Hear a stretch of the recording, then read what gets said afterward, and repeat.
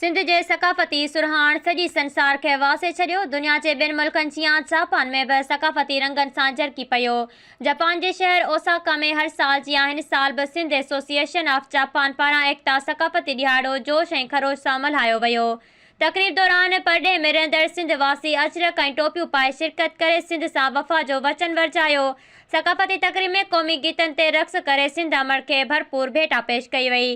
तक़रीब में मोहम्मद फारूक महर, मोहम्मद अयूब महर, अब्दुल हमीद सुमरो, अब्दुल कादिर बहलीम, निसार अली महर, गुलाम मुर्तज़ा महर, मोहसिन महर, सज्जाद महर, अख्तर ओगाही, फरमान खोड़ो, सऊद अहमद सुमरो, बाबर सेतो, नवीद तईम, अकरम लखण, अरफान ओगाही, असलम भारो, कमरदीन सेतो ऐं ॿियनि ख़िताब कंदे चयो त सिंध हज़ारे साल क़दीमी अज़ीम ऐं शाहूकार सकाफ़त रखे थी।